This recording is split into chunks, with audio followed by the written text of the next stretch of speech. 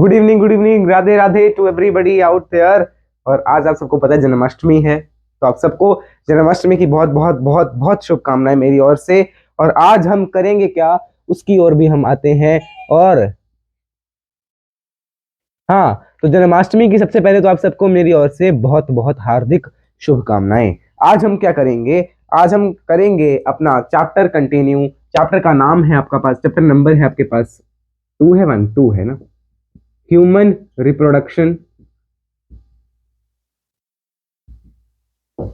And human reproduction chapter में आज हम कवर करेंगे लेक्चर नंबर 5। तो मैं सुमित शर्मा आप सबका स्वागत करता हूं आपके अपने चैनल या बैच जीत बैच में, जहां पर हम जेई नीट की फिजिक्स केमिस्ट्री को स्टार्ट करते हैं, को कवर कर रहे हैं। हाँ जी, तो राहुल को बहुत बहुत बहुत नमस्कार, और अंशुल को भी बहुत नमस्कार, रिया को जय श्री कृष्ण, और भी जो भी हैं बहुत बढ़िया बहुत बढ़िया बहुत बढ़िया बहुत बढ़िया। कई सारे नाम हमारे पास यहाँ पे आ चुके हैं, कई सारे बच्चे हमारे साथ जुड़ चुके हैं। तो आज के लेक्चर को हम स्टार्ट करते हैं। Let's start with today's lecture. अच्छा, मैं कमेंट्स देख रहा था कई सारे वीडियोस, पिछली वीडियोस पे, तो मेरा मन तो था कि मैं उस पर एक सेपरेट वीडियो बनाऊं। क्या कमेंट्स कर रहे हो यार तुम, हैं?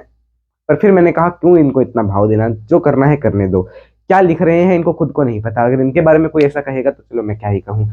आज मेरा मूड बहुत अच्छा है। हम स्टार्ट करते हैं लेक्चर नंबर 5 को with the revision of lecture number 4। अरे होली हो गया।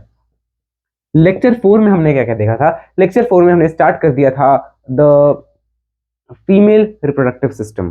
फीमेल रिप्रोडक्टिव सिस्टम हमने स्टार्ट किया था, जिसमें हमने देखे थे क्या क्या होते हैं। एक हमने पढ़ा अबाउट ओवरी। ओवरी के बारे में हमने क्या क्या पढ़ा था। इस साइड ऐसे दो लिगामेंट्स होते थे। ये अगर ovarian wall, sorry, uterus wall के साथ जुड़ रहा है तो वो था ओवेरियन लिगामेंट। ये सस्पेंसरी लिगामेंट था जो इसको पेल्विक वॉल के साथ जोड़ता था। हमने याद किया था S A S P, SP की बुक हमने पढ़ी है। तो S P suspensory ligament pelvic wall के साथ जोड़ेगा यूटेरस ओवरी को। ये क्या है? ओवरी है। फिर हमने देखा था अबाउट द,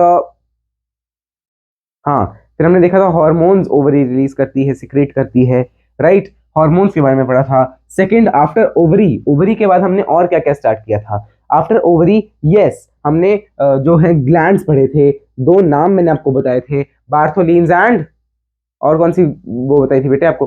ग्लैंड आपको कौन सी बताई थी? और बार्थोलिन्स एंड, रवि का आंसर बिल्कुल सही है, paraurethral.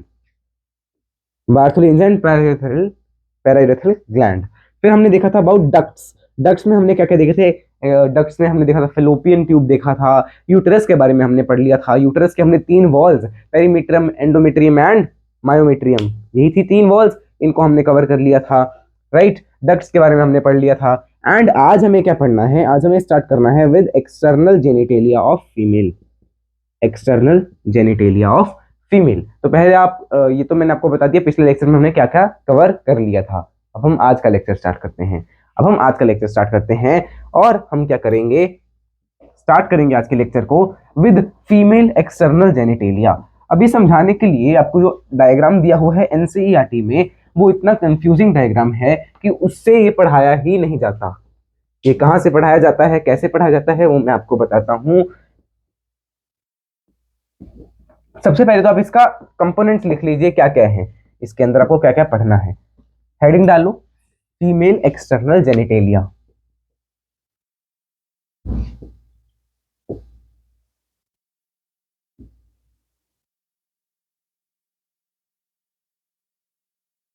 Female external, Ansari ji लिख रहे हैं। क्या लिख रहे हैं? इतना गंदा लिख रहे हैं, मैं बोल भी नहीं पाऊंगा। जन्माष्टमी का दिन है, जय श्री कृष्ण। आपको श्री कृष्ण जी बुद्धि दें।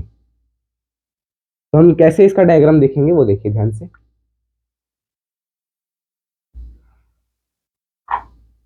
इस तरह से आपके पास आएगा, ये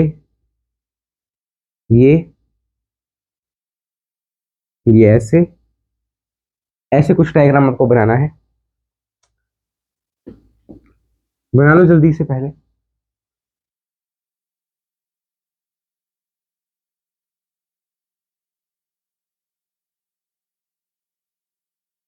ऐसा कुछ आपको डायग्राम जो है बना लेना है, जल्दी बना लो।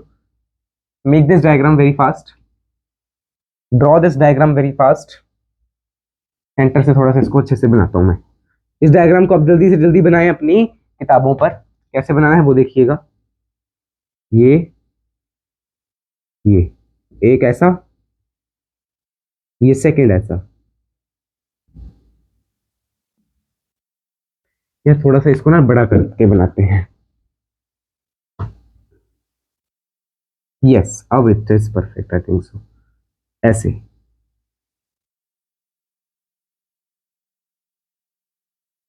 हम्म।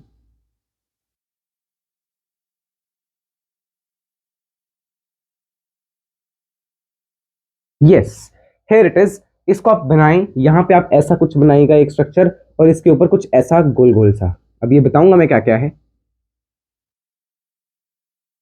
और यहाँ पे ये दो बिंदु से आपको बनाने हैं, मैं बताऊंगा ये बिंदु का मतलब क्या है। एक्चुअली ये ग्लैंड्स हैं। यहाँ पे भी ऐसे ही दो बिंदु बनाएंगे आप। यहाँ पे भी ऐसे दो बिंदु और एक ऐसा स्ट्रक्चर जैसे सेंटर में है, इसमें यहाँ पे है। ड्रॉ करो इसको जल्दी से जल्दी इसको ड्रॉ किया जाए। एक आप यहाँ पे ये करो ऐसा। और मैं आपको सब बताऊंगा क्या क्या है। इसको थोड़ा सा हम ऊपर करके बनाते हैं, ऐसे। ऐसे ऐसे बाल बाल से आपको बना देने हैं। इस पे भी बाहर बाहर थोड़े थोड़े से आप हेरी हेरी दिखाएंगे स्ट्रक्चर्स। ये आपके पास आ गया फॉर फीमेल एक्सटर्नल जेनिटेलिया। अब हमें इसमें मार्क क्या क्या करना है। सबसे पहला हमें करना है हाइमन। हाइमन मार्क करेंगे। अशोक। अशोक जी, नाम इतना अच्छा है पर कमेंट उतना ही गंदा किया है आपने, तो आपको हम क्या कहें। शर्म आनी चाहिए। बार्थोलिन्स ग्लैंड, पेरेरेथ्रल, ये सारी ग्लैंड्स भी आपको मार्क करनी है इस डायग्राम पे। ये आपकी एक्सटर्नल जेनिटेलिया में नहीं आती, बट ये हमें मार्क करनी है, ठीक है। मैं आपको अभी भी कह रहा हूं ये ग्लैंड सिस्टम में आता है, पर ये हम मार्क यहाँ पे कर रहे हैं। और वेजाइनल ओपनिंग, या वेजाइनल ओपनिंग की जगह वेजाइनल ओरिफिस लिख लो।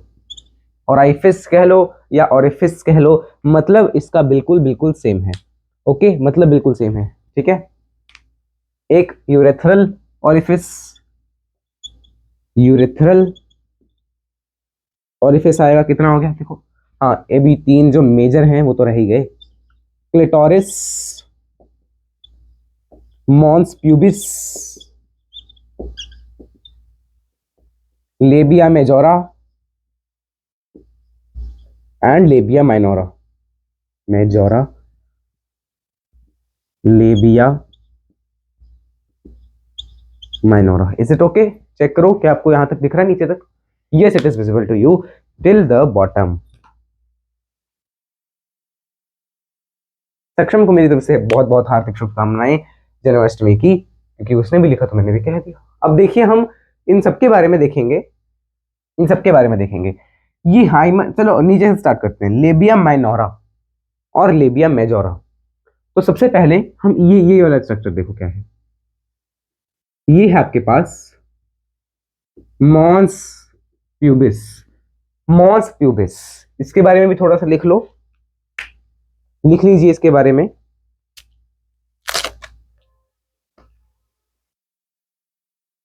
क्वेश्चन लाइक स्ट्रक्चर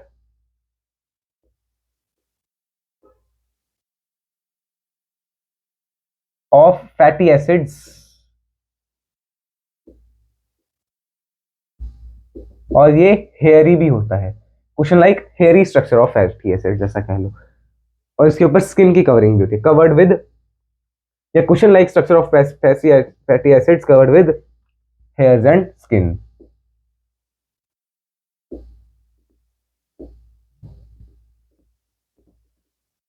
और जो कमेंट करते हैं घटिया, अगर मैं एक बार आपको रिप्लाई देने पे आ गया ना, छोड़ूंगा नहीं मैं, ठीक है। सीधी सी बात है, कह दे रहा हूं अभी आराम से। ये आपका है मॉन्स प्यूबिस, तो ये हो गया। ये क्या है? कुशन लाइक स्ट्रक्चर है, किस चीज का? फैटी एसिड्स का, जिसको बालों ने और स्किन ने कवर करके रखा होता है। ये आपको क्लियर है? मॉन्स प्यूबिस हमने मार्क कर लिया। सेकंड आपके पास क्या है? Labia majora. ये जो मैंने बाहर वाली जो ऐसे दो लाइंस थी ना, वो मार्क कर दी।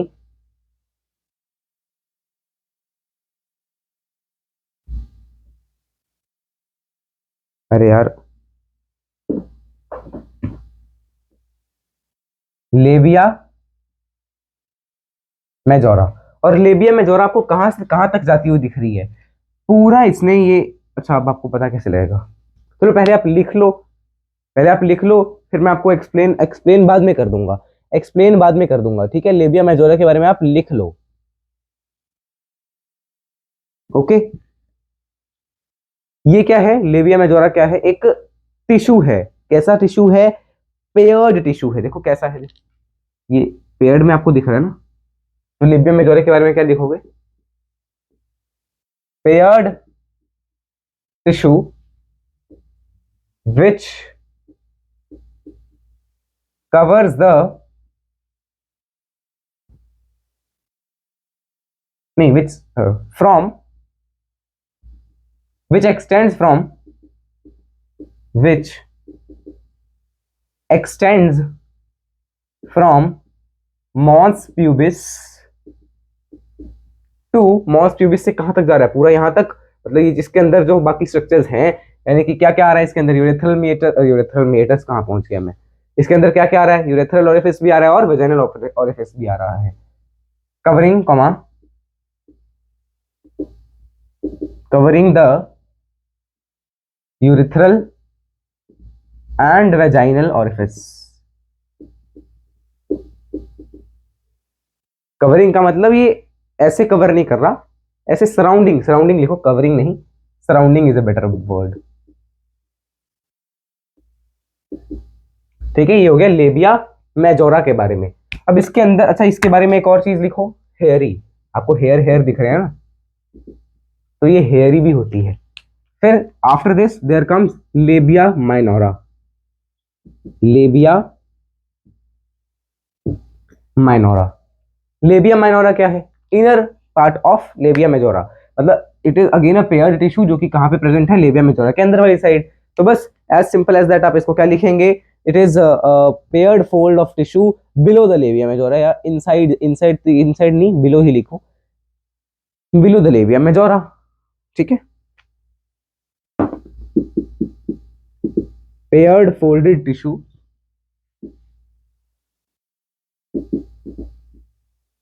और मैंने आपको पहले भी बताया है, अगर मैं ये लिख रहा हूं तो मतलब प्रेजेंट है, present below the labia majora, उसको बोलते हैं लेबिया माइनोरा। अब आफ्टर दिस देखो, हमारे पास लेबिया मेजोरा हमने मार्क कर दिया, लेबिया माइनोरा हमने मार्क कर दिया। ये पहले मैं आपको बता दूं, नॉट अ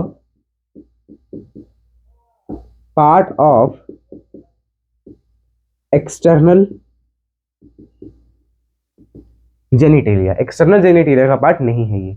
ओके, अब वेजाइनल ओरिफिस और यूरिथ्रल ओरिफिस, ये आपके पास कौन सा ओरिफिस है? वेजाइनल ओरिफिस, ओरिफिस का मतलब opening, right? This is vaginal, इसको थोड़ा ब्लैक कलर से लिखो आप।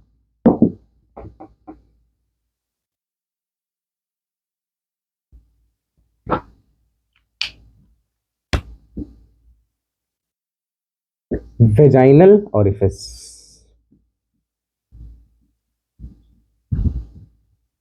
ओके। ये है आपकी, ये वाली देखो, जो ऊपर बनी है आपके पास, वो है आपके पास यूरेथ्रल ओपनिंग या यूरेथ्रल ओरिफिस। ओरिफिस और ओपनिंग का मतलब बिल्कुल सेम है, राइट? तो यहां पे आप लिख लीजिए यूरेथ्रल ओपनिंग स्लैश ओरिफिस, कुछ भी लिख सकते हो, ओपनिंग लिख लो, अब चलो ओरिफिस पे लिख लो सर। ओके, आफ्टर दिस हमने क्या क्या मार्क कर लिया? ये भी हमने देख लिया, ये भी हमने देख लिया। अब बचा हाइमेन। तो ये जो वेजाइनल ओपनिंग के साथ है ना, बिल्कुल ये टिश्यू टाइप, ये है हाइमेन। Okay, hymen. फिर इसके बारे में बताऊंगा, ये है आपके पास क्लिटोरिस। क्लिटोरिस जो कि कहां पे प्रेजेंट है? लेबिया माइनोरा के जंक्शन पे प्रेजेंट है, तो इसको भी आप लिख लीजिए, क्लिटोरिस। एंड और क्या बचा? हाँ, ये बचे पैरारेथ्रल और बार्थोलिन्स। सॉरी आपके माइक में आवाज गंदी आ गई होगी अब अचानक से, है ना। तो पहले हम लिखेंगे अबाउट क्लिटोरिस। क्लिटोरिस क्या है, एक फिंगर लाइक स्ट्रक्चर होता है। It is a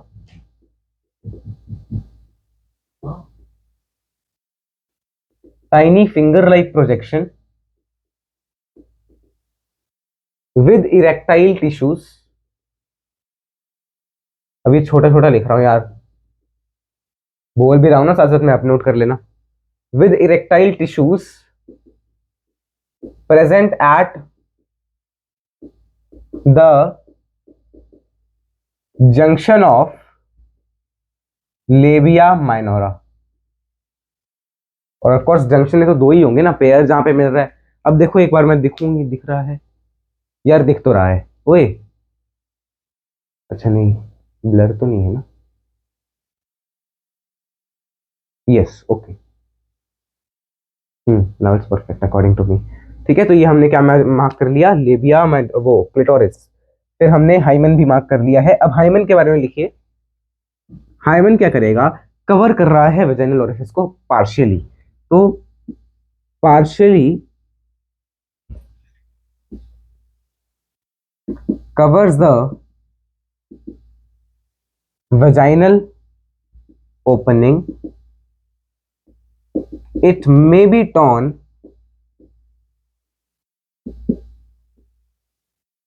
during coitus or sexual intercourse, horse riding, etc. Hence,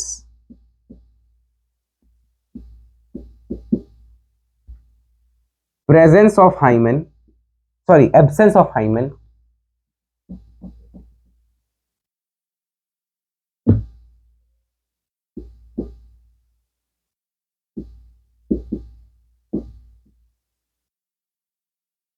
absence slash presence, ऐसा लिखो।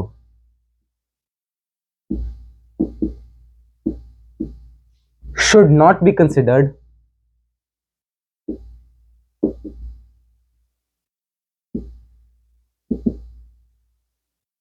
a proof for virginity। अब कई बार क्या होता है ना, क्योंकि ये हाइमन जो है वो वेजाइनल ओरिफिस को कवर करके रखता है, जब पार्शियली कवर कर रहा है, तो जब सेक्सुअल इंटरकोर्स होगा तो हमने पढ़ा है कि वजाइना के थ्रू ही हमारा सेक्सुअल इंटरकोर्स होगा, राइट। हमने कवर करा था ना जब हमने पढ़ा था, कल कल के पिछले लेक्चर में, लेक्चर 4 में देखा था, राइट। तो उसमें मैंने क्या क्या बताया था कि वजाइना के थ्रू ही जो है स्पर्म्स जो है वो जाएंगे। अब अगर मान लो स्पर्म जा रहे हैं तो उससे क्या होता है, कभी कभी सेक्सुअल इंटरकोर्स के टाइम हाइमन जो है वो टीयर आउट हो जाता है, ठीक है। या कहें तो हॉर्स राइडिंग के कारण, हॉर्स राइडिंग भी कभी कभी मान लो कोई फीमेल कर रही है, उसके कारण भी हाइमन जो है वो टीयर हो सकता है। और भी कई सारी फिजिकल एक्टिविटीज हैं जिसके कारण हाइमन जो है वो टीयर आउट हो सकता है। तो इसका मतलब अब कई बार क्या होता है ना, जब हाइमन टीयर आउट हो रहा है सेक्सुअल इंटरकोर्स से, तो कई लोग ऐसा मानते हैं कि अगर किसी के पास हाइमन नहीं है या किसी का हाइमन टीयर आउट हो चुका है, मतलब वो वर्जिन नहीं है। No, she can be virgin as well. क्या पता वो हॉर्स राइडिंग के टाइम पर हाइमन टीयर आउट हुआ हो, राइट। तो इसीलिए हम क्या कह रहे हैं कि एब्सेंस या presence of hymen should not be considered as a proof of virginity, या वर्जिनिटी के उसके चेक के लिए ये काम नहीं करेगा। ओके, तो ये हमने पढ़ लिया हाइमन के बारे में। बार्थोलिन्स एंड पेरायूरेथ्रल, तो ये मैं आपको बता देता हूं। ये आपके पास बार्थोलिन्स हैं, ये वाली दो ग्लैंड्स आपको दिख रही हैं। बार्थोलिन्स कहाँ गया, ये रहा। और ये ऊपर वाली paraurethral, paraurethral gland. Okay, so I hope so अब हमने सारा कुछ कवर कर लिया, इनमें से सबके बारे में हमने लिख भी लिया है। क्लिटोरिस का मैं एक बार रिपीट कर दे रहा हूं। क्लिटोरिस क्या है, tiny finger like projection with erectile tissue present at the junction of labia minora. Okay, ये रिपीट क्यों किया, फिर आप लिखोगे इतना छोटा छोटा क्या लिख रहा है ये वो। मेरे को इतना गुस्सा आता है ना जब आप ऐसे कमेंट्स करते हो, हैं मैं कुछ कहता नहीं आपको, मैं इग्नोर मारता हूँ। आई एम वेरी चिल पर्सन। गुस्सा आता है पर मैं उस गुस्से को खा जाता हूँ। ओके, तो इसको आप नोट करिए। ये आपका कंप्लीट हो गया आपके पास your female external genitalia. After this we are going to start with the memory gland, female memory gland, या ह्यूमन मेमोरी ग्लैंड कह लो या मेमोरी ग्लैंड कह लो। नोट कर लो इसको।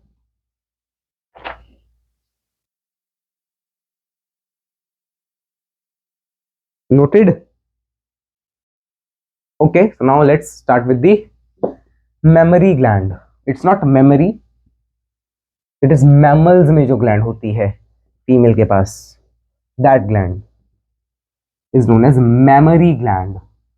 अब देखो एक पेज पे हमने कितना कुछ कवर कर लिया, सारा का सारा वो फीमेल एक्सटर्नल जेनिटेलिया हमने एक पेज पे कवर कर लिया। Yes, we will be reading NCERT as well. पहले आप हेडिंग तो डालो, फीमेल मेमोरी ग्लैंड या मेमोरी ग्लैंड।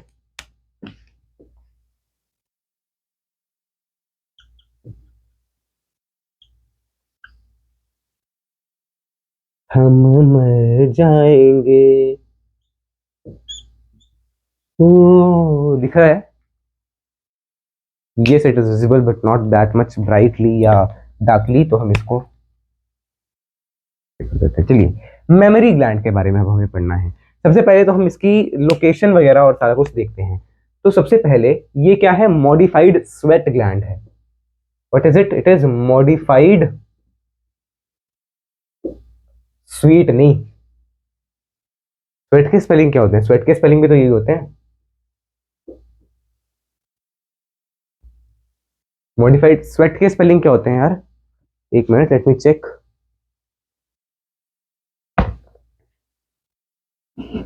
स्वेट, जो स्विच दिखा रहा है पागल।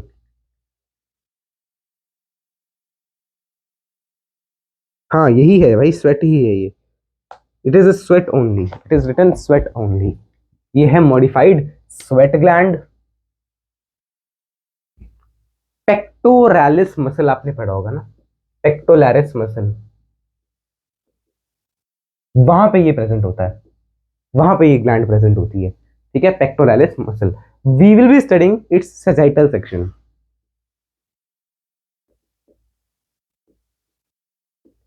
सेजाइटल सेक्शन मतलब अगर कोई ऐसे खड़ा है और हमने ऐसे को कट मारा, ठीक है, अगर मान लो मैं ऐसे खड़ा हूं और आपने मेरे सिर से होके ऐसे कट मारा, दैट इज लॉन्गिट्यूडिनल। ठीक है, ऐसा ट्रांसवर्स सेक्शन, ऐसे कट मार दिया आपने मेरी बॉडी पे, ट्रांसवर्स। अगर मैं ऐसे खड़ा हूं फिर आपने ऐसे मारा, दैट मीन्स ऐसे मारा आपने, okay, that means sagittal section.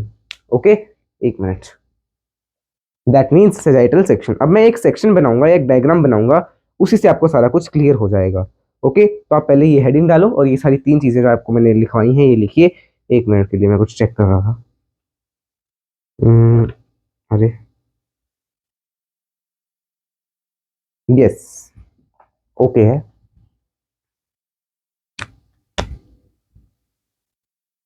Okay, so now let's start with its diagram. Diagram से आपको सारा कुछ समझ आ जाएगा।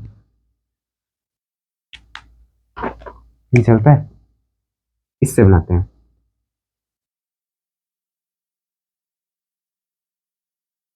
ये क्या है? What is this? क्या कोई गेस कर सकता है अबाउट इट? अगर आपने कहीं से पढ़ा है तो ये हम क्या करा रहे हैं? सजाइटल सेक्शन को ड्रॉ कर रहे हैं। ठीक है, what are we drawing? Sagittal section. Okay,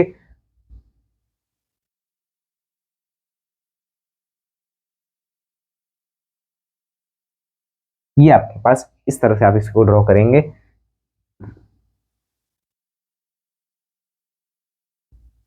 okay, perfect है। ऐसे आप इसको ड्रॉ कर लीजिए। अब जब मैंने इसको ड्रॉ किया इस तरह से, ध्यान से देखना,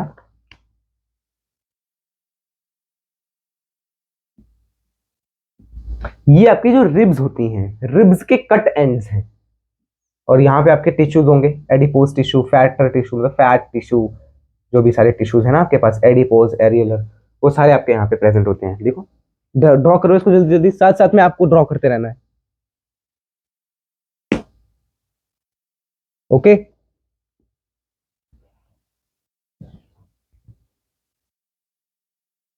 फिर इसके बाद आप अंदर की तरफ ऐसे बनाएंगे। ये आपके क्या है, एडियल, sorry, areolar tissue.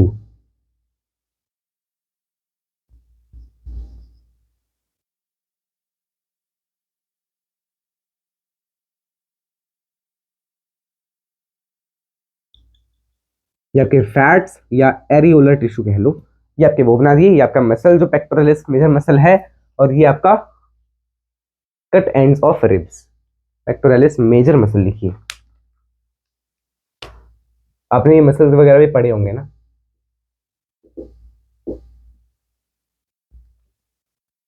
Okay,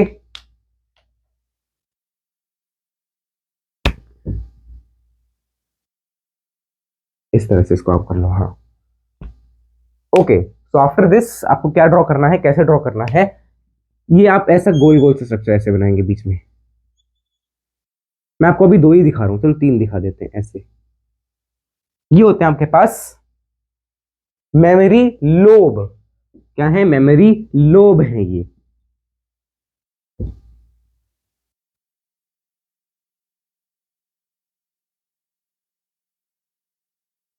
What are these? These are the memory lobes. Okay.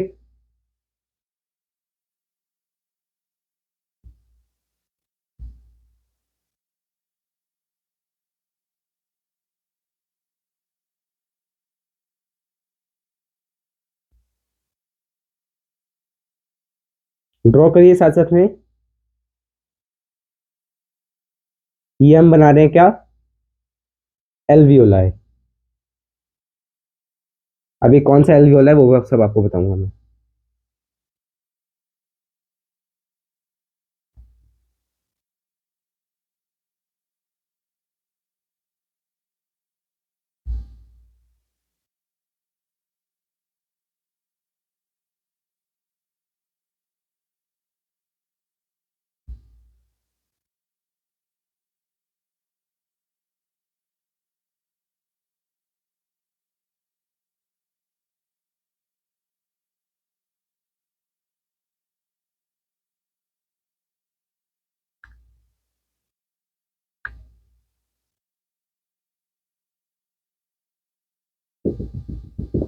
Draw करो इन सबको, डायग्राम को साथ साथ में ड्रॉ करना, फिर मैं सीधा लेबलिंग वगैरह करवाऊंगा।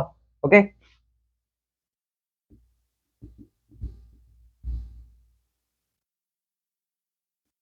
Yes, this is the whole diagram. Draw कर लो इसको जल्दी से जल्दी, जल्द से जल्द इसको ड्रॉ कर लिया जाए।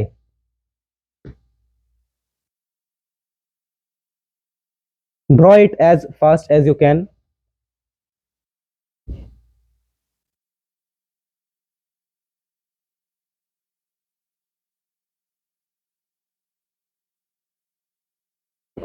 So now let's start with the labeling of the diagram. Let's start with the labeling of the diagram. ध्यान से देखना इसके लेबलिंग को। सबसे पहले ये क्या है आपके पास, जो आपकी रिब्स हैं उनके कट एंड्स, बिकॉज हमने सेजाइटल वो किया ना, तो cut ends of ribs. What are these? These are the pectoralis major muscles.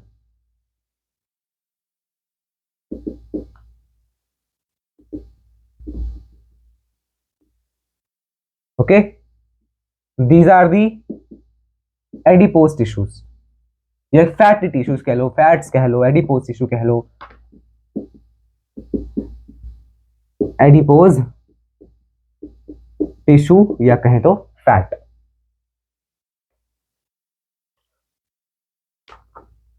उनको आप थोड़ा सा ऐसे ऐसे करके बना दो। Okay, after this these are memory alveoli. Memory alveoli. और मेमोरी एल्वियोलाई क्या करेगा, सिक्रीट करेगा, सिक्रीट नहीं, ध्यान से सुना, सिक्रीट नहीं कर रहा, सिंथेसाइज कर रहा है, synthesise and stores milk. Milk को बनाएगा भी और सिंथेसाइज भी करेगा और स्टोर भी करेगा। अब आपने क्लास 11th में पढ़ा होगा about to hormones, prolactin and oxytocin. Have you read prolactin and oxytocin? तो इसके पास उन दोनों के रिसेप्टर्स हैं। प्रोलैक्टिन क्या करता था, मिल्क को सिंथेसिस करवाता था, और ऑक्सीटोसिन, हाँ राघव का बिल्कुल सही आंसर है, ऑक्सीटोसिन क्या करता था, ऑक्सीटोसिन किसका हार्मोन था पहले तो, एंटीरियर की पोस्टीरियर पिट्यूटरी, बताइए कौन से लोब का था, विच लोब, कौन सा लोब था, यस पोस्टीरियर पिट्यूटरी, मतलब वो है तो पोस्टीरियर पिट्यूटरी का, पोस्टीरियर पिट्यूटरी को स्टोर करके रखती थी, right. Oxytocin and vasopressin posterior में थे ना। हाँ, तो ऑक्सीटोसिन का क्या काम था, मिल्क इजेक्शन का काम था, मिल्क बाहर निकालने का। तो मैं अब जब इसमें बन जाएंगे तो उसको बाहर कौन लेके जाएगा, वो वाले उसके रिसेप्टर्स जब बाइंड करेंगे तो फिर आगे ये मिल्क आगे जाएगा। अब देखिए, ओ यार तो मैंने गलत मार्क कर दिया, ये अंदर जो है ना ये है आपके एल्वियोलाई, ठीक है, जो बाहर है ये आपका मेमोरी लोब है, जो कि कितने होंगे, 15 से 20 पर ग्लैंड या पर मेमोरी ग्लैंड, ऐसा लिखिए। साथ साथ में बोल रहा होता हूँ, लिखते जाया करो, बहाने मत मारा करो। इतना जी जी इतना छोटे छोटे लिखा, हम जो जितना जूम कर लेते हैं तुम यही करते रहोगे, ठीक है। फिर जहां पे देखो एल्वियोलाई मीट कर रहे हैं, एल्वियोलाई मीट कर रहे हैं, ये एल्वियोलाई फ्यूज कर रहे हैं ना, ये देखो ये एक एल्वियोला था, ये फ्यूज किया, तो यहाँ पे ये जैसे ये ये आपके एल्वियोलाई, सॉरी मेमोरी ट्यूब्यूल्स हैं, ये देखिए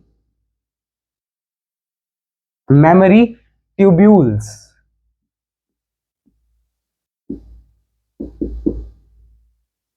अब जब ये मेमोरी ट्यूब्यूल्स जहां पे फ्यूज कर रहे हैं, देखो ये मेमोरी ट्यूब्यूल्स थे जो फ्यूज हो गए, ये फ्यूज हो गए मेमोरी ट्यूब्यूल्स।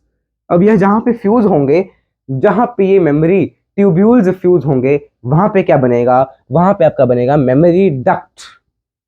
ओके, तो यहां पे आप देखिए ध्यान से, ये ये करके दिखाओ, ये है मेमोरी डक्ट। मैं लिखवाऊंगा नहीं दोबारा, आप इसी डायग्राम से समझिए इसको। मेमोरी ट्यूब्यूल्स क्या हुआ, मेमोरी ट्यूब्यूल्स फ्यूज हो गए तो उन्होंने क्या बनाया, मेमोरी डक्ट बनाया। ओके, अब जब ये मेमोरी डक्ट जो हैं ये आपस में फ्यूज हो रहे हैं, देखो ये क्या बन जाएगा फिर, जब मेमोरी डक्ट फ्यूज हो गए तो ये आपके पास आया कुछ, मेमोरी एम्प्यूला बोलते हैं इसको। अब जब मेमोरी डक्ट फ्यूज हो गए तो बनेगा मेमोरी एम्प्यूला, दिख रहा है इतने नीचे, ये सभी तो इससे भी काफी नीचे, अरे यार एक मिनट में ना इसका सिंपल रखता हूं बस। अब देखो मेमोरी एम्प्यूला, अब आफ्टर दिस मेमोरी एम्प्यूला जहां पे फ्यूज हो रहे हैं, ये देखो ये क्या है, lactiferous ducts, lactiferous ducts. Okay, फिर जहां पे ये फ्यूज हो जाएंगे उस एरिया को हम क्या बोल देंगे, ये जो एरिया है this is known as nipple. Okay, this is known as nipple. और निपल कह रहा हूं ना, एक पिगमेंटेड सा पार्ट होता है, ये मैंने वो दिखाया था, pigmented part around the nipple,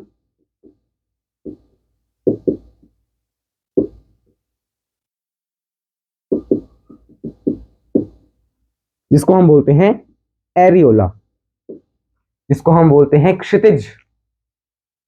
you are responsible for the chat disabling.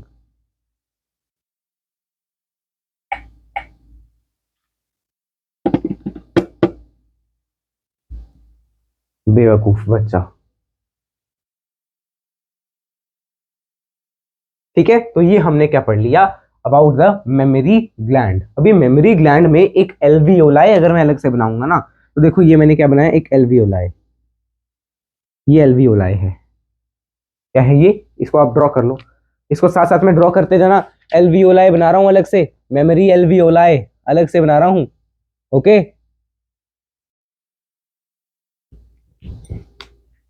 अब इसके अंदर वॉलिंग पे कुछ ना कुछ सेल्स होंगे ऐसे, ऑफ कोर्स ये कौन से हैं, epithelial.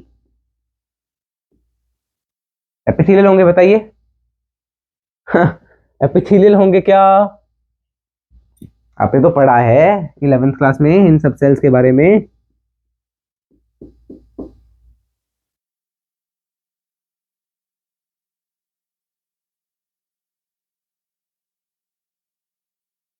These are the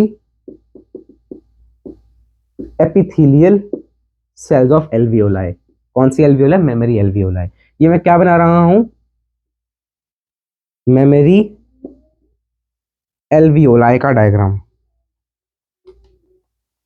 epithelial cell, ये क्या है? मायोथेलियल सेल्स। मायोथेलियल सेल्स। अब इसके एपिथेलियल सेल्स के पास रिसेप्टर्स होते हैं किस चीज के? For prolactin. और मायोथेलियल सेल्स के पास रिसेप्टर होंगे ऑक्सीटोसिन के। रिसेप्टर्स ऑफ ऑक्सीटोसिन, और इसके पास रिसेप्टर्स ऑफ प्रोलैक्टिन। ओके, अब प्रोलैक्टिन क्या करवाएगा? मिल्क की सिंथेसिस करवाएगा। और मायोथेलियल में जो रिसेप्टर हैं ऑक्सीटोसिन के, वो मिल्क की सिक्रीशन करवाता है। तो पहले तो मैं टाइम देखूं।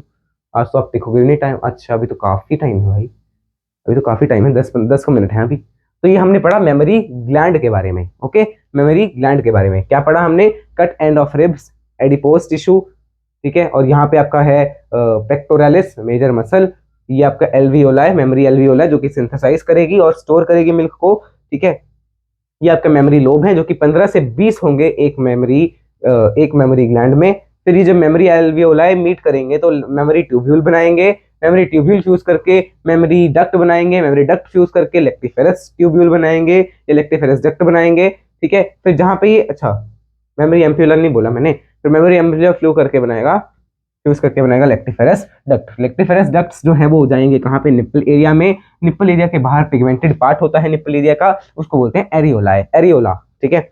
अभी मैंने एक एम्प्यूला, एक वो बना दिया मेमोरी एल्वियोलाई। एक मेमोरी एल्वियोलाई मैंने आपको बना दिया। अब इनमें दो तरह के सेल्स आपको दिख रहे हैं, एपिथेलियल सेल्स, जिनके पास प्रोलैक्टिन के रिसेप्टर्स हैं।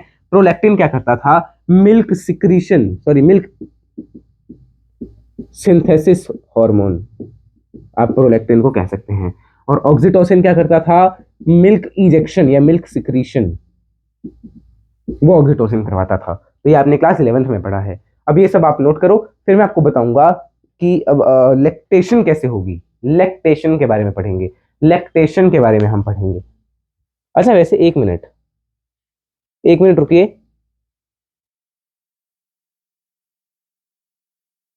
चलो पहले आप इसको नोट कर लो,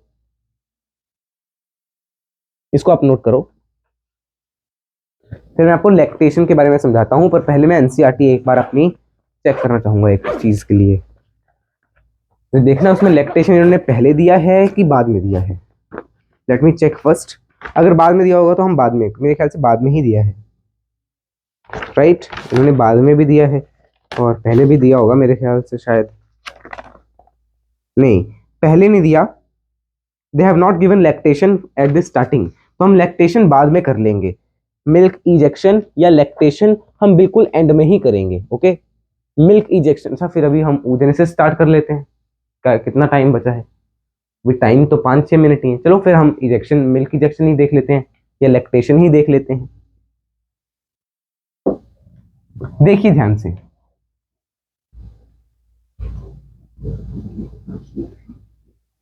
अब इसको आपको पढ़ा आपने तो आपके पास कई सारे क्वेश्चंस आए होंगे दिमाग में। पहले तो मैं चैट को अब इनेबल कर देता हूं। Yes, so now you can chat again. अब आपको चैट शो भी हो रही होगी। यस, सो नाउ हम, कई सारे क्वेश्चंस आपके दिमाग में आ रहे होंगे। कैसे questions? Why milk formation only after child birth?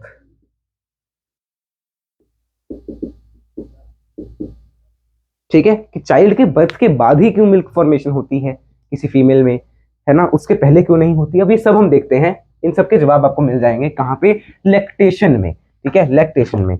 अब देखिए सबसे पहले तो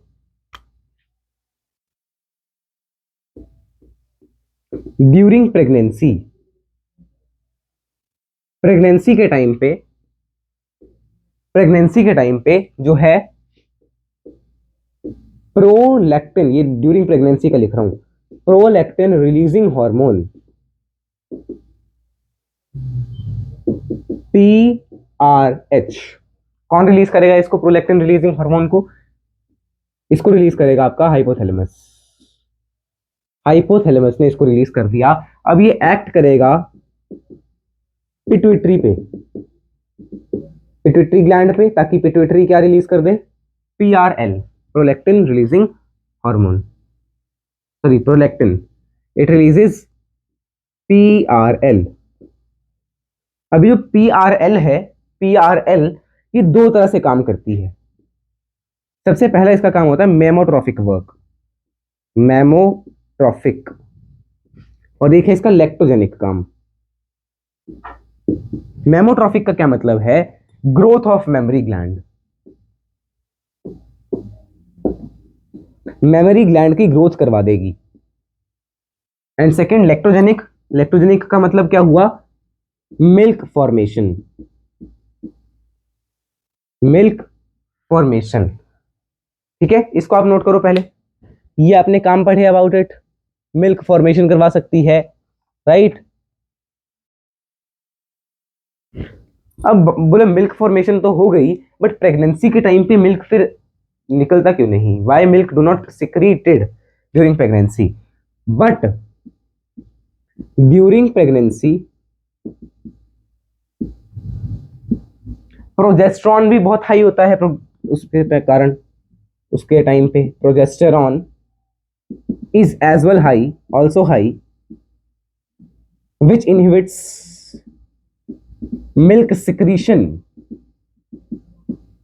milk secretion, ओके। ये आपके पास आ गया अबाउट प्रोलैक्टिन के काम, एक तो मेमोट्रोफिक काम कर सकता है और एक लैक्टोजेनिक, ये हो गया ड्यूरिंग प्रेगनेंसी के बारे में। अब अगर मान लो नो प्रेगनेंसी है, नॉर्मल लाइफ है, तो नॉर्मल लाइफ में क्या होता है, PIH इज हाई। अब बोले PIH मतलब प्रोलैक्टिन इनहिबिटिंग हार्मोन, अगर प्रोलैक्टिन को इनहिबिट करना है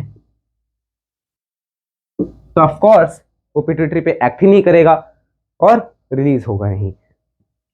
इस सब को आप नोट कर लो।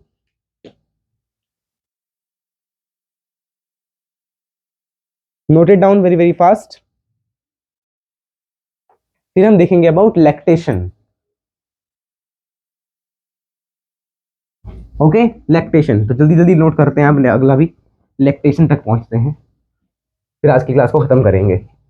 इसके बाद आपके लगभग 5 लेक्चर हो गए ना, तो 5 ही लेक्चर और 5-6 लेक्चर और लग सकते हैं, ज्यादा नहीं है, अब आधा चैप्टर हो गया, समझो।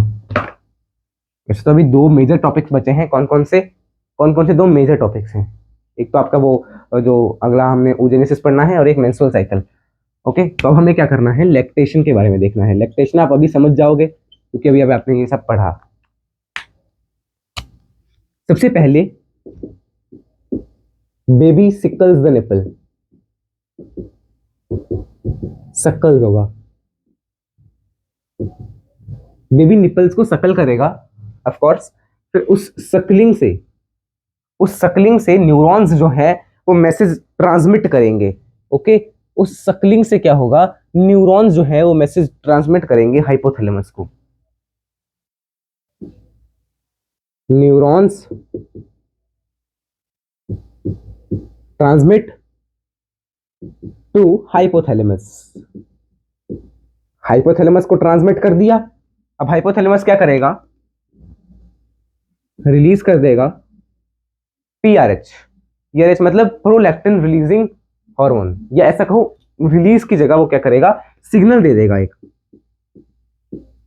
Signals pituitary. अब पिट्यूटरी के 2 लोब्स होते हैं, एक है आपका एंटीरियर और एक है आपका पोस्टीरियर, अब एंटीरियर पिट्यूटरी क्या करेगी, प्रोलैक्टिन को रिलीज करेगी, रिलीजेस प्रोलैक्टिन, प्रोलैक्टिन या कहें तो पीआरएल, पीआरएल यानी प्रोलैक्टिन को रिलीज कर दिया। अभी प्रोलैक्टिन क्या करेगा, मिल्क फॉर्मेशन करवा देगा। अब देखो ये आफ्टर द बर्थ है, बेबी ने जब सकल किया तब की बात है, मतलब बेबी है तो अब बर्थ तो हो गया ना। अब उसके बाद प्रोजेस्टेरॉन हाई नहीं रहेगा, प्रोजेस्टेरॉन हाई नहीं रहेगा तो मतलब मिल्क फॉर्मेशन के साथ मिल्क का इजेक्शन भी आसानी से हो जाएगा। पोस्टीरियर पिट्यूटरी क्या करेगी, इसने स्टोर किया होता है, हैड स्टोर्ड ऑक्सीटोसिन, जो बनाया किसने है,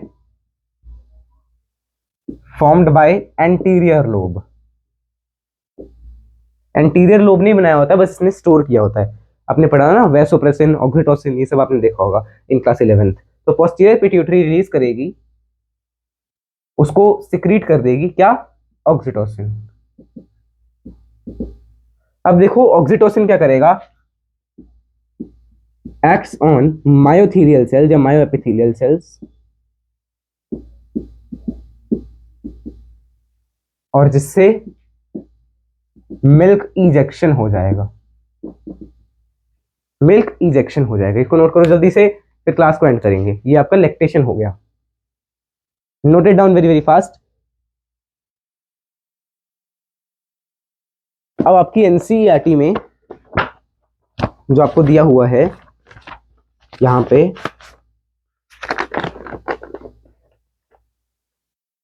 yes, so that's all about the NCERT as well. नहीं, यहाँ पे इन्होंने लास्ट में जो है लैक्टेशन के बाद दिया हुआ है about colostrum,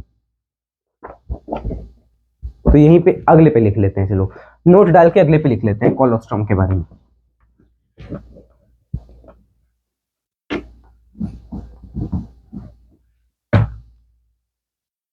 the initial milk of a female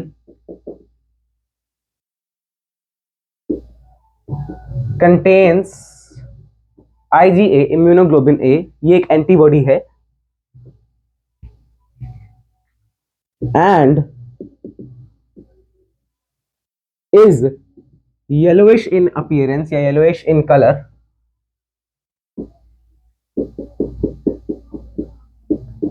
it is very important for the nourishment of a child, it is very important for the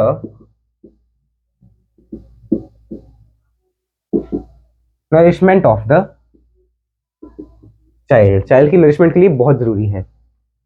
this milk is known as, इसको हम बोल देते हैं कोलोस्ट्रम, और IgA के बारे में more in human health and diseases, इसके बारे में हम थोड़ा सा ह्यूमन हेल्थ एंड डिजीजेस के बारे में उस चैप्टर में भी पढ़ेंगे, उसमें भी आपका कोलोस्ट्रम आएगा, तो यहाँ पे भी आ गया। अब हम इसको रीड कर लेते हैं एनसीईआरटी से। Okay, now we shall read this from NCERT, या ऐसा करेंगे अगले लेक्चर में रीड कर लेंगे। चलो रीड कर ही लेते हैं, आपको दिया होगा यहाँ पे देखो पेज नंबर, अच्छा क्या हमने पिछले लेक्चर में एनसीईआरटी रीड की थी क्या, मेरे ख्याल से तो नहीं की थी, चलो देख के आऊंगा मैं, अगर पिछले लेक्चर में एनसीईआरटी रीड नहीं की होगी तो पिछले लेक्चर की भी रीड करवाऊंगा और ये वाली भी रीड करवाऊंगा। इसको आप नोट करो, इसको आप जल्दी से जल्दी नोट करो।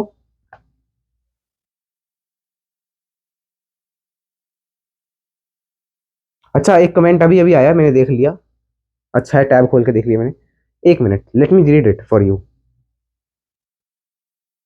फॉक्सी नाम का एक व्यक्ति है, पहले तो इसको नाम देखो, foxy, bro, college pass out, yes I am a college pass out, हाँ foxy I am very very educated, I am college pass out, जो पढ़ा रहा हूँ वो पढ़ ले यार, नहीं पढ़ना तो मत देख, बेवकूफ के बच्चे। फिर और भी बताता हूँ आपको कमेंट से एक आधा। अच्छा एक ये था द जे लाइफ, नहीं हाँ द जे लाइफ, जबकि ये एक्चुअल है नहीं चैनल जिया शंकर का। ओके तो इसने क्या लिखा है, 4 सब्सक्राइबर हैं, 1 साल पहले बनाया है इसने चैनल, इसने लिखा है पोलियो का मरीज है क्या? ये इसका कमेंट है, पोलियो का मरीज है क्या? फिर मैंने रिप्लाई किया, हाँ भाई, अपने नाम से भी आओ कभी। By the way happy Janmashtami, भगवान आपकी सेहत अच्छी रखे और सद्बुद्धि भी दे। क्या लिख रहा है यार, हैं? अच्छा, मजाक मजाक में चलता भी है, पर थोड़ा सा चलो क्या कहें यार। हम्म, और भी कई सारे कमेंट्स होंगे, मैं दिखाता हूँ आपको। अ, कई सारे तो बहुत सारे अच्छे अच्छे भी होते हैं यार। अभी तो मुझे कोई और दिख नहीं रहा। अच्छा, घोस्ट राइडर, घोस्ट राइडर लिख रहे हैं, भाई ये बताओ खुद क्या कर रहे हो? भाई घर वालों को तंग कर रहा हूं मैं। हाँ, अभी तो मेरा यही काम है, अपने घर वालों को तंग करता हूँ, सुबह उठता हूँ, हाँ, चाय वगैरह पीता हूँ, वैसे तो मैं पीता नहीं, हाँ सुबह उठता हूँ, नहाता धोता हूँ, फिर बैठ जाता हूँ और कुछ ना कुछ करता हूँ ताकि अपने घर वालों को तंग कर सकूँ। आप बताइए आप क्या कर रहे हैं? बेवकूफ, मतलब क्या। मैं आज मूड नहीं खराब करना चाहता, जन्माष्टमी है और जय श्री कृष्ण, जय श्री कृष्ण, जय श्री कृष्ण, यही आप सबको मेरा जो है कहना है। अब मैं आपको एक बार होमवर्क के बारे में बता देता हूँ। पिछले लेक्चर से देखता हूँ कितने वो दिए हैं आपको पहले डीपीपीस। 4 डीपीपीस आपको मिल चुकी हैं, मतलब आज 5 लेक्चर है ना। Okay, so today you will be solving DPP number 5। Okay, solve DPP number 5 for chapter human reproduction.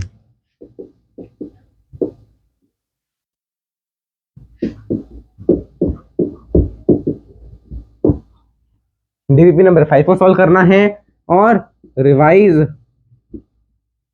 Whole lecture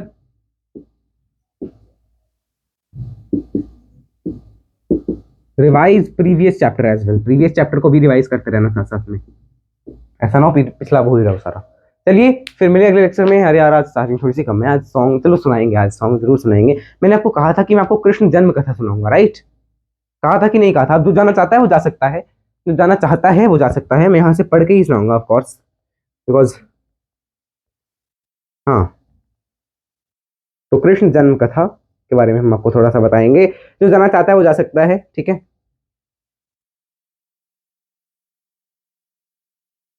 एक मिनट, पहले मैं देखूं कितना चार्ज है ये। ओ यार, चार्जिंग थोड़ी सी बहुत कम है, थोड़ी सी बहुत कम है, मतलब मेरे को समझ नहीं आया।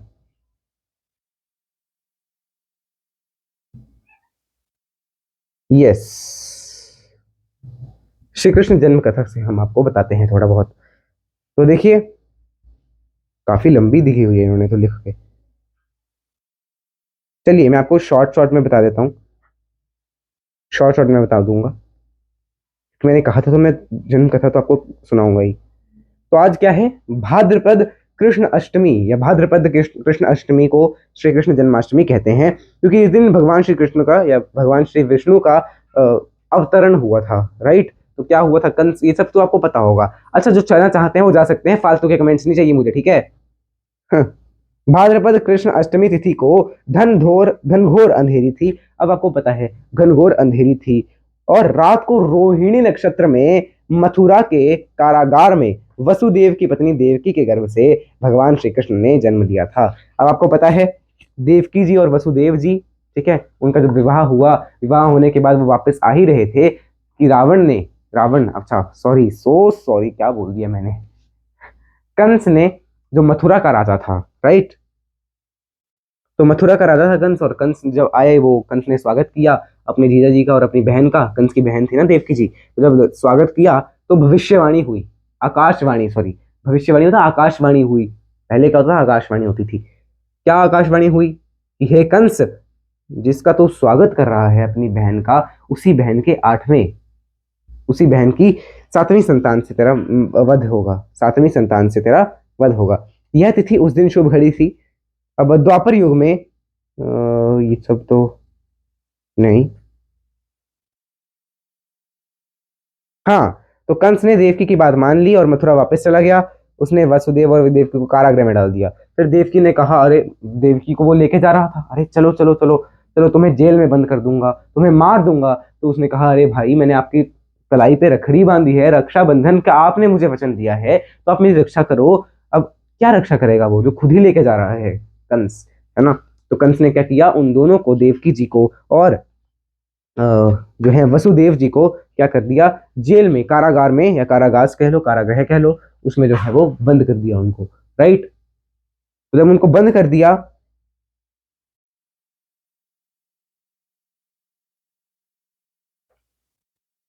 है ना, उनको बंद कर दिया, तो नारद जी आए। अच्छा, वो आप छोड़ो, उनको बंद कर दिया, नारद जी आए, नारद जी ने उनके मन में भय पैदा कर दिया। कहा तो आकाशवाणी में ये है, पर क्या पता उससे पहले वाली संतानें ही तुम्हें मार दें, है ना। अब तुम उनकी सातवीं संतान को मारोगे तो क्या पता उससे पहले वाली संतानें तुम्हारा वध कर दें। तो क्या हुआ, जो कंस था, उन्होंने हर संतान को, जैसे जैसे संतान जन्म लेती थी, वो उनको मारता जाता था, ठीक है।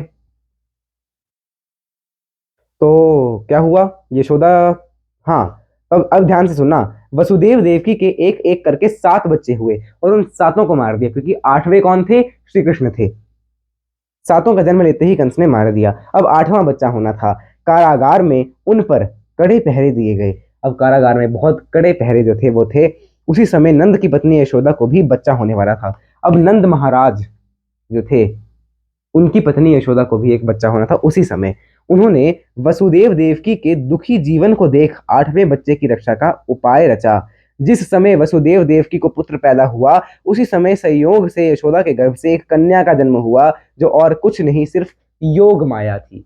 माया थी वो कन्या, ठीक है, माया नाम नहीं। जिस कठोरी में देवकी वसुदेव कैद थे, सॉरी, जिस काल कोठरी में देवकी वसुदेव कैद थे, उसमें अचानक प्रकाश हुआ। अब आपको ये सब याद होगा अगर आपने देखा है, कुछ टीवी में देखा हो या सुना हो, या आपने पढ़ा हो रामायण भागवत में, ठीक है, भागवत में होगा, रामायण में तो नहीं होगा। क्या था, वो कारागार में बंद थे, अचानक से रोशनी आई, विष्णु जी प्रकट हुए। विष्णु जी ने बताया यशोदा जी को, ये आपने कुछ कर्म किए हैं पिछले जन्म में, जो आपने वो कर्म किए थे। अब वो क्या था, ब्राह्मणों को इन्होंने खाना खिलाया था, और वो किस हालत में खिलाया था, वो हालत बहुत उनकी बुरी थी, दशा बहुत बुरी थी। तो ब्राह्मणों को खाना खिलाया था, अन्न खिलाया था, और यही मांगा था कि मेरे आपके जैसे पुत्र, मेरे विष्णु जी के जैसे पुत्र हों। तो विष्णु जी पुत्र रूप में इनके पास आ गए, ठीक है, कहाँ, उस जेल में। तो आए, तुम्हारे जो पिछले कर्म के, पिछले जो जन्म थे, पुण्य थे, उनसे हमने आपके घर जन्म लेने की सोची है। तो प्रकाश हुआ, उनके सामने शंख चंद्र गदा और पद्म धारण किए चतुर्भुज भगवान प्रकट हुए। दोनों भगवान के चरणों में गिर पड़े।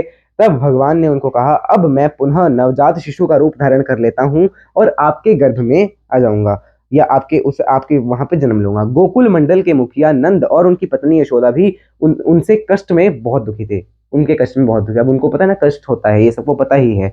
जब क्या हो रहा होता है, बेबी की डिलीवरी हो रही होती है, पार्सुलेशन, तो कष्ट तो होता है। देवकी और वसुदेव के 7वें पुत्र को वासुदेव की दूसरी पत्नी रोहिणी के गर्भ में स्थानांतरित कर दिया गया। अब देखिए, 7वां पुत्र तो पहले से सुरक्षित कर दिया, यह भी भगवान विष्णु की ही माया थी। 7वें पुत्र थे बलराम, ओके, तो बलराम को रोहिणी माता के गर्भ में उन्होंने ट्रांसफर कर दिया। अब यही मैं आपको बता रहा था वहां पे उस दिन, जब मैंने आपको कहा कि आपको उसमें अगले चैप्टर में, कौन सा चैप्टर है अगला, रिप्रोडक्टिव हेल्थ में बताया जाएगा कि हम ट्रांसप्लांट करते थे, एम्ब्रियो का ट्रांसप्लांट करते थे, एम्ब्रियो को, या हम जायगोट को, ऐसा कर सकते हैं हम, अगले चैप्टर में हम देखेंगे। तो ये देखो पहले कितनी अच्छी टेक्नोलॉजी होती थी, ओके। देवकी और वसुदेव के 7वें पुत्र को वहां पे कर दिया गया रोहिणी के गर्भ में। यह भी श्री कृष्ण की ही माया थी। रोहिणी नंद और यशोदा के साथ ही वृंदावन में रहती थी, तो रोहिणी जी भी वृंदावन में ही रहती थी। उस बच्चे को बाद में बलराम का नाम मिला। बलराम और शेषनाग का अवतार माना जाता है। उधर वृंदावन में यशोदा भी गर्भ से थी। अब तुम मुझे इसी समय अपने मित्र नंद जी के घर वृंदावन ले जाओ, वृंदावन में भेज जाओ, और उनके यहाँ भी। अच्छा, अब विष्णु जी ने कहा कि जो मैं बच्चा बनूंगा, तो आप मुझे नंद जी के घर और नंद जी की पुत्री को अपने यहाँ पे ले आना, ठीक है। अब क्या हुआ, अब जब कृष्ण जी ने जन्म लिया मतलब वो एक लड्डू गोपाल जी का, जो लड्डू गोपाल कहते हैं, जिनको हम बाल गोपाल का रूप धारण किया, तो उस समय क्या हुआ, उस समय बहुत वर्षा आई, बहुत तूफान आया, और उन्होंने बता दिया कि जब तुम मुझे नंद के घर छोड़ाना और नंद से उनकी पुत्री को ले आना, ताकि रावण नहीं, कंस जो है वो समझे कि ये तुम्हारा पुत्र है। तब वो आया, अब वो जो वसुदेव जी लेके चले टोकरी में, ऐसे जा रहे यमुना जी से होकर, यमुना जी उफान पे, तूफान बहुत ज्यादा, यमुना जी उफान पे ऐसे लेके जा रहे टोकरी से, टोकरी से हल्की सी लात बाहर थी कृष्ण जी की, है ना। तो अब यमुना जी जो है उनकी लात को, उनके चरण को स्पर्श करना चाहती थी। जैसे ही चरण स्पर्श हुआ, यमुना जी शांत, और उन्होंने रास्ता खाली कर दिया। ऐसे बीच में से रास्ता खाली, लहरें बिल्कुल उस साइड, बीच में से रास्ता खाली। और जो है वसुदेव जी गए, वो उनकी पुत्री को ले आए, अपना पुत्र उधर दे आए, उनकी पुत्री को ले आए। अब जब ये हुआ जल में, तो कारागार के सारे सैनिक सो गए, कारागार खुद ही खुल गए। देखिए चमत्कार होता है ये। ओके, फिर जब आए वापस तो कंस ने देखा, अरे सात आठवीं पुत्री हुई है इनको, अब पुत्री से मुझे क्या भय है। उनने उठाया ऐसे पटका, वो पटकी तो गई नहीं, वो ऊपर, क्योंकि माया थी, योग माया थी, तो ऊपर उड़ के वो कहती, अरे कंस तू मुझे क्या मारेगा, तुझे मारने वाला अभी जिंदा है। ठीक है, तो ये थी पूरी जन्म कथा। और इसके बाद आप सबको पता है उनके जीवन में कई सारे संघर्ष आए।